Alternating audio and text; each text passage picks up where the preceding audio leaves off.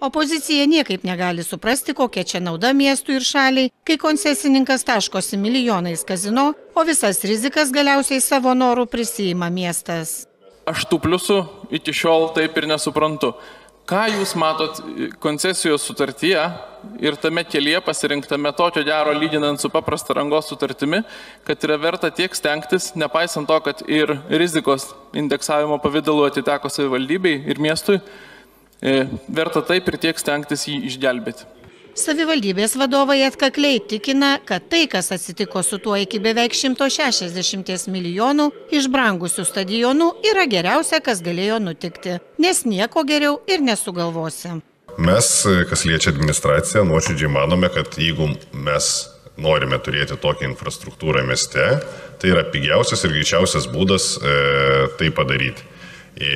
Šios sutarties rėmus. Tikslas yra iš tikrųjų pigiausiai ir greičiausiai sukurti infrastruktūrą, kuri turėjo būti prieš 10, prieš 20 metų Vilniuje padaryta. Kalbėjo Baltcap advokatas Valdas Benkunskas.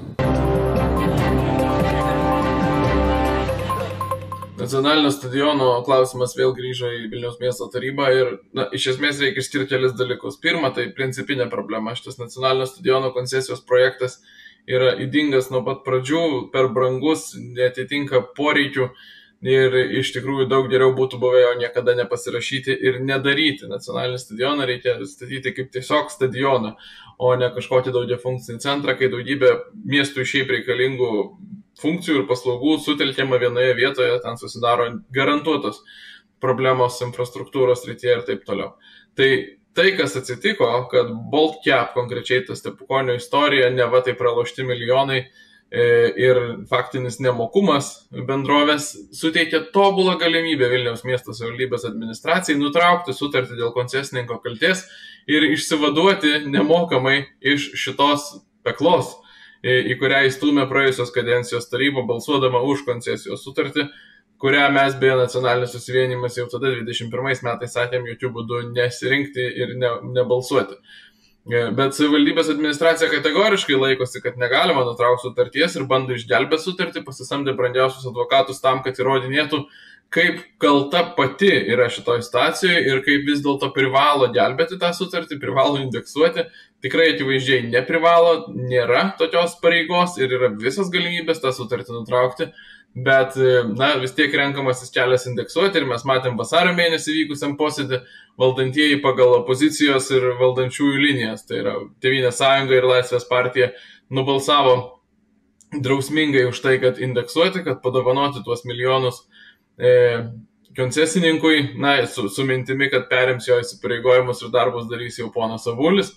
Tai buvo dar viena didžiulė klaida, tada viešųjų pirkimų tarnyba, ir čia mes perinam prie to, kas nauja. Viešųjų pirkimų tarnyba pasakė, kad yra neteisingai pasidalintos rizikos, yra permokama paprastai kalbant, indeksuojant šitą projektą. Labai nuosaikios buvo tos išvados, tikrai galėjo būti griežtesnės, bet net ir su tokiom išvadom ne su visom sutiko, tik su dalim sutiko ir labai formaliai, sakyčiau, sutiko ir tokius apsimestinius pakeitimus padarė administracija. Vienoje vietoje kažką neva tai pamažino kainą, bet kitoje vietoje atsisakė tam tikrų nuolaidų ir vėl susibalansavo skaičius faktiškai už tą pačią sumą, neva po pakeitimų, vėl už tą pačią sumą, kurią VPT įvardijo kaip permokėjimą. Savivaldybės administracija siūlo atnaujinti sutartį tuo indeksavimu. Tai vienareikšmiškai negalima to palaikyti, yra baisi klaida ir Vilniečių pirmiausia mokesčių lėšų švaistymas šitas sprendimas, kurį neabejotinai stumia valdantieji ir meras Benkunskas, neabejotinai nacionalinis susivienimas balsuoja prieš ir yra principinė laikysena, kad reikia nutraukti šitą tiek indeksaciją, tiek apskritai pasinaudojant Baltcapo situaciją dėl jo kaltės nutraukti koncesijos sutartį, bet jeigu ne tai darant, tai yra bent jau minimalūs pakeitimai šiandien būtini ir galimi, tai yra atsisakyti dalies perteklinių funkcijų tame daugiafunkcinėme centre. Ir net jeigu indeksavimo prastums buldozerių, kaip ir siekia daryti valdantieji, tai yra du konkretesni taisymai tikrai būtini, reikalingi ir logiški. Tai pirma, viešųjų pirkimų tarnyba aiškiai pasakė, kad negalima indeksuoti darbų, kurie jau yra padaryti, bet administracija kažkodėl siūlo vis tiek šitas mielaširdingas paslaugas, indeksavimo to, kas jau padaryta. Tai šito reiktų atsisakyti, susitaupyti 2 milijonai eurų iš tos sutarties pakeitimų, tikrai ženkli suma.